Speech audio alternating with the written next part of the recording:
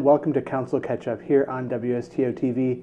I'm your host, Derek Westby, and we're here to talk about the September 23rd, 2025 City Council meeting, and I'm here with Mayor Swadley. Welcome. Good morning.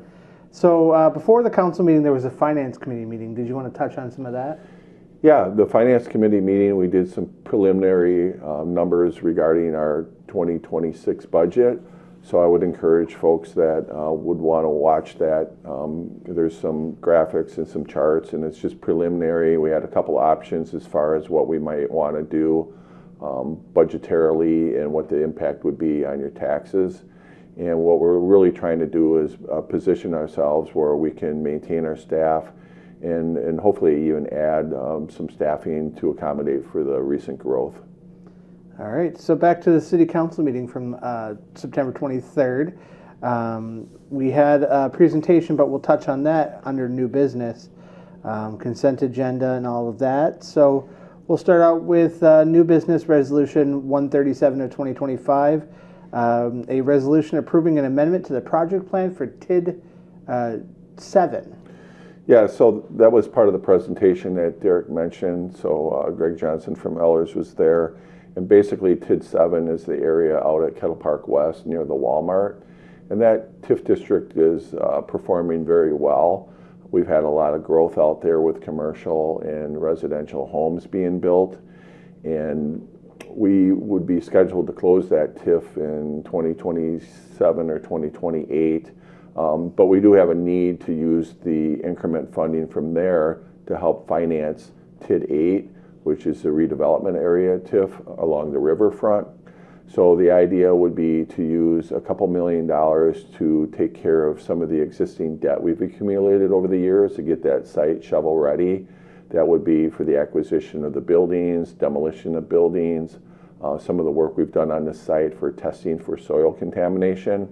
And then we'd be also looking at another few $1 million in order to remove the contamination, put in some roads in the stormwater pond. So having a healthy TIF district out on 7, that could be a donor district for TID 8, puts us in a position where we can get that site ready and work with the developer to put 120 some units in the first phase on the riverfront in the development known as River Haven. Okay, and just a reminder with TIF, there's a good video you can watch on the city's finance department page explaining how TIF works. So we'll move on to new business number 8, resolution 138 of 2025 relating to a bagel shop.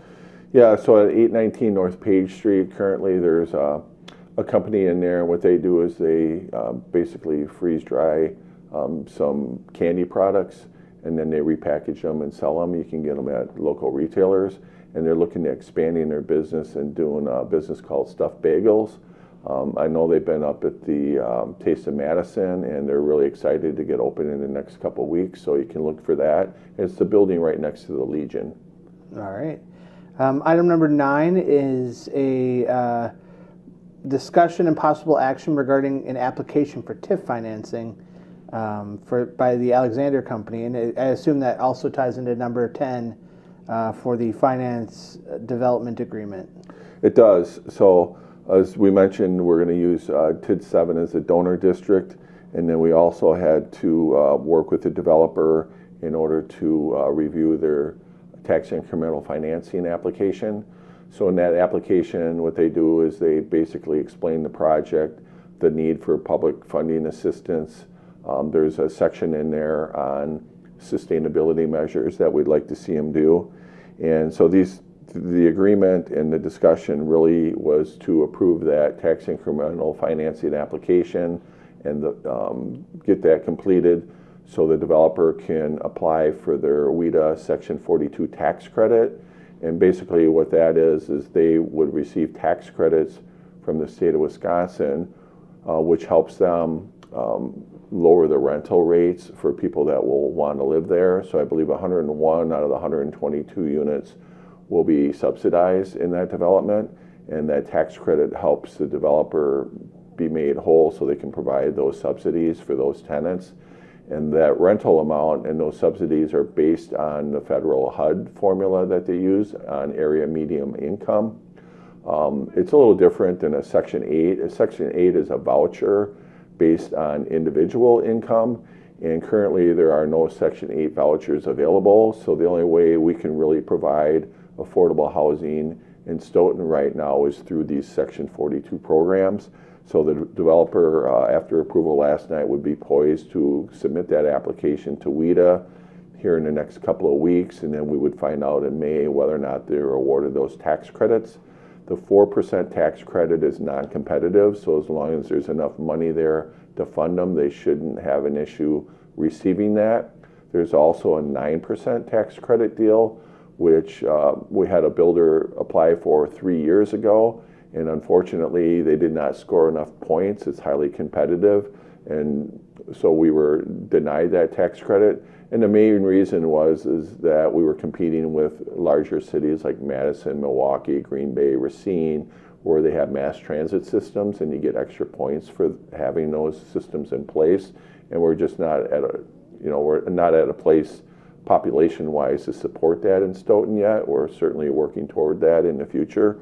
So this project here will be one of 2 Section 42 projects that we hope will begin in the spring. Okay, and so those both met in closed session.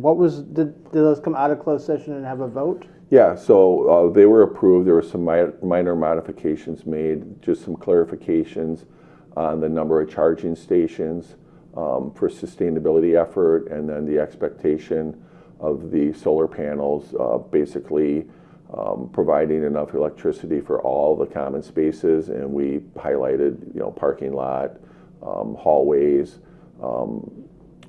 weight room, and some of those we got a little bit more specific than maybe we had in the agreement to begin with.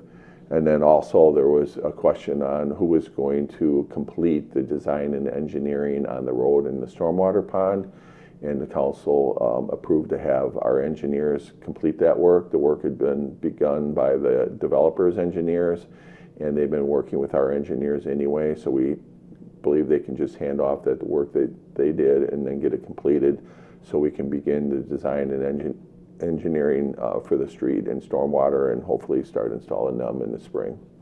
All right, sounds good. That's all we had for the September 23rd, 2025 City Council meeting. We'll see you next time on Council Catch Up.